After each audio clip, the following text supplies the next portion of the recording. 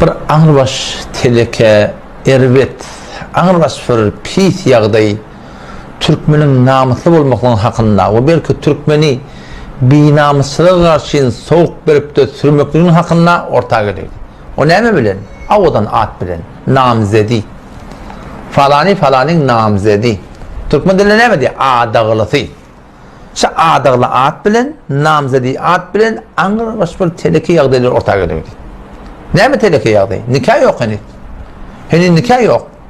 Hani birbirine halalle, hani birbirine tataşmaklığa, kepleşmekliğe, yine uğra etmekliğe halalle, halal bolmadı yerden, şeriat boyunca halal bolmadı yerden, ortadan horakan Türkeş gelip gelip birbirinin elinden tutup, şuna namus etmeliler mi? Teni zeval olan şuna namus etmeliler mi? Teni erkek doğan şuna namus etmeliler mi? Teni ene, ata, hakikaten ne yaparım radyo olayan, ay Müslüman doğan, ne yaparım radyo olayan, ten namusun, halal bolmadı yerden bir erken kucağında varıp yatmalı. Ben göz gönzey deyin nami. Şunu namus etmeliler mi? Sen namusun, sen kıydın, sen ayarlığının halal bolmadı yerden başka bir erken kucağında yatmalı. Sen hoş falanın namzedi, adağıltı deyip o günahından başka şunu namus etmeliler Müslüman doğan. Şunu namus etmeliler mi? Fakat gurun böyle tökülmüyor ki. İnçeme adam bana den oraya. İnçeme adam bize haberleşiyor. Akunağa biz namaz ettik diye, tataştık diye, barmallaya yere bardık diye, etmeliye işi ettik diye, indi diye, oğlun ağırlı diye, 2 aydan sonra diye, namaz edip ben talak verdi diye.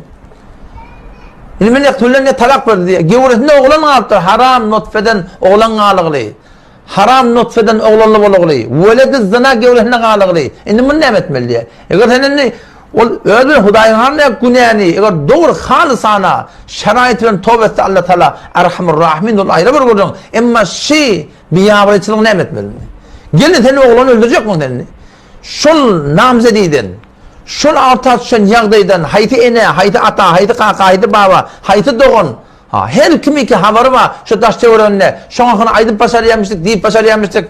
Evlilik başarıyamıştık. Ağırdan ağır 2 parmak diline gücüne yetip hey haram haşi, günah haşi deyip de şuna aytmadık adam hemmecekleri şöyle olan düşürür hele şun katıl nefs şu adam öldürmek kitap şu etti kıyametin son günahı hemme şun boyunda yani hemmeceklerin boyunda ayrıca yetin her gayet cüdeyagana adam öldüren yalak Müslüman doğan her gayet cüdeyagana adam öldüren yalak bu ne etmek lazım?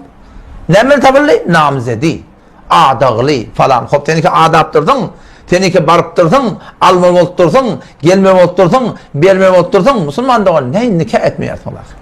Ne nikah etmiyorsun? Bu vermem oldurdun, nikah et zaten.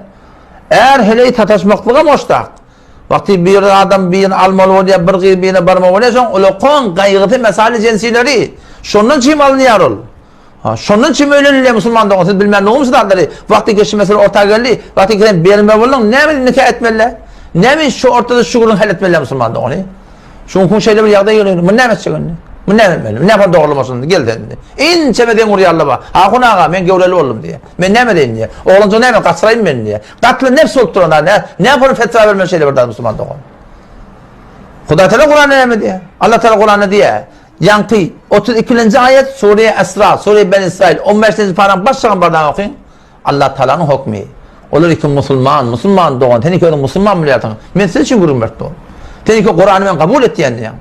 Tenike şeriatı kabul etti yani. Tenike namaz okuyan, tenike arada tutuyan, tenike zekat veriyorsun, tenike Huday peygamber diyorsun. Teni eneyi anın başında koyup namazın düşmeyecek oluyorsun. Allah Teala ne mi diye? 32. ayet Sure Esra'dan okuyun. وَلَا تَقْرَبُوا الزِّنَا إِنَّهُ فَاحِشَةً وَمَقْتًا وَسَاءَ سَبِيلًا. Allah Teala'nın pak kelamı. Bizden çiğim götürür. Bizi garibinden çiğim. Din bizi garibinden çiğim götürür. Bizim namusumuz garibinden çiğim götürür. Bizim avremiz garibinden çiğim götürür. وَلَا تَقْرَبُوا الزِّنَا. Allah Teala zinaya kıllaman. İnnehu kâne fâhişe. Anıl baş çeleket atsı diye. Anıl baş pit, elbet bir yağdayı diye. وَمَقْتَا وَسَاءَ سَب۪يلًا. Anıl baş çeleke yol. Allah Teala'nın narda alıksı diye Müslüman doğun. Bu konu namzedi at bilen, Huda Teala ne deyiptir? وَلَا تَقْرَبُوا الزِّنَا. Zinaya kıllama deyiptir Huda Teala. Biz bu konu namzedi at bilen, namusumuz doğrusu zina karşın yollap durdu. Zina fakat o asli işte, Peygamber'in ashabı da şu kurunu. Peygamber Huda Teala diye, el-aynu tezni diye. Göz zina et diye Peygamber'in. Gözün zina ne mi? Göz demeklik. Kulak zina et diye, namehreminle kepleşmeklik. Burun zina et diye, namehremin itin almaklık. Ağız zina et diye kepleşmeklik, namehrem bilen. Bir zaruret bir öňürüň aýla bir gurjun. El zinaatiye tutmaklık, ayak zinaatiye gitmeklik, Peygamberimiz ahir guru angra kalıptır. Sen şu kabat yerip bari ediptir, şu kabat yer ya kabul et ya inkar et ediptir Müslüman doğun. On nihayetinde hemmeti neme? Der hukmu zina Müslüman doğun. Hudaý talam bir aydan onu ve taqrabu zina, zina yakilama dip. Emma biz bugün şu namzadi at bilen, adaglı at bilen, adaglı at bilen, Hudaý taqqan namzymyzy doğruca zina gaşyn yol alypdyr. Doğruca zina gaşyn Hudaý taqqan. O zaman şiyan kaydılan günahlardan necat tapmakın yolu ne Müslüman doğun? Nikah etmeli. Vaktiden kıydın vermek oltursun. O tarafta almalı oltur. Ağrı katnasında kuruluptur. Gitgeller oltur. Hakka işin kaydanıptır.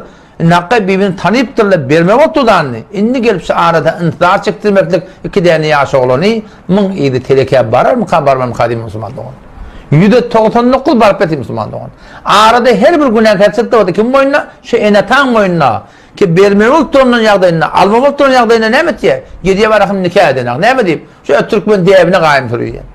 Türkmen deb şimki naudbillah, ten olan zina garşym bar ya, ten gyýdyň zina garşym bar ya. Şu arada bir halan şeriatyň ýoly waka, muny Türkmen dep diýip de suratynda günäh käçiren garşyn, oğlan uşaklymyz barak ýola salmaklyk. Yol açmak Müslümandan bir katı bir ulu kamır yalmış yani. Arada neme günah kazık oldu kim boyuna? Şu enatan boyuna. Cavan olan den oraya. Akun ağı diye. Men niye namzet ettim diye. Adallım diye. Men ne şu yağdayım yok toy etmeyen diye. 3 aydan toy edecek diye. Nime şimdi nikah edecek kulum dedi. Ene tadradi olunak diye. Men neme deyin diye. İyi de yüdeyiz günah kazık barpeti Müslümandan. O sen korkuyan mı? Nemeden korkuyorsun? Eti hıyanet ederim hak korkuyorsun. Ha. Nikahdan sonra yamaşama almarım hadi korkuyorsun değil mi? Hop ola toy edenden sonra şu ýagdaý bolýar. Ondan sonra da bäriň hatçak ýol bar. Kanun boyunca, devlet boyunca, Hanefi mezhep boyunca işin gaýymla. Sen de zivaja barın, sepde zivaja barın manahim. Şu dowlatyny kamyl ýalysyn. Yarışmaklaryň içinde de hiç bir şeriýata ters bolmasyn. Ha, nagada zatly başa yarışmaklaryň içinde de şeriýata ters zatları damadyň boynuny oklaýarlar. Be hiç ondan halal Müslüman doğan. Bir real halal şeriýata ters bolsa. Gidin yalışın, işini kaimlaşın. Şey değil mi? Kaim olsun işini. Kertikun marahim bir entesitatın için naudbillah bizim namusumuz değil. Suturatın marahim ekberlen yalakim bolmasın Müslüman doğrulum. O Resulullah Aleyhisselam bir de olgu. Peygamber Kodasam ödü nikah edip de Hazreti Ayşe radıyallahu anh'ı. Hazreti Ayşe radıyallahu anh'ı 3 yıl önce nikah etiye. Sonra öne götürüyor. Evlatçık nikah edip koyunun. Şeriat boyunca Müslüman doğan. Bunun hiçbir iradı yok yani. İslam geliptir, Kur'an geliptir. Bidin çireyim. Din bidin çireyim Müslüman doğan. Din kanunu zindagi. Her kimden nefsini oraya çapıp dine amal etmeden sen dinin sen nefsin sen.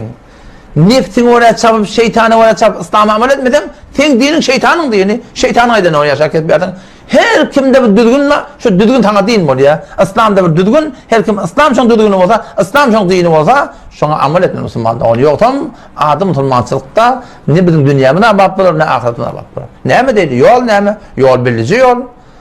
Aňda sen bir gyýdyň öýle dämi? Sen almaly bolýarsyň, ol bermeli bolýar dämi? Tadaja onça maslahatlaş. Maslahatlaşyň, gawa adammy, gawa ýermi, arasy ýermi, pak daman ýermi, namazy ýermi, dehretli ýermi? Gawda diýsen el çekin. Gawda diýse el çekin. Agda hafamy el çekin. Bermeň apy. Hawa. O tarapdan gawda edilenmeli. İki rekat iki nefil namaz okuyup, istihar edin. İki rekat nefil namaz okuyup, ya Allah falan men gafimden gelipdi. Şemen dinime, dünýäme, ahiretime hayrly urukdur. Ýogum diýelim men boşda saw diýip doga etmeli. Bu bilmeýärler doga edy. Bilýän adamlara, biljek adamlara men gurrugny berilje, dogasy ýadylja, dogasy okuyup berilje. Men size iýbereýin.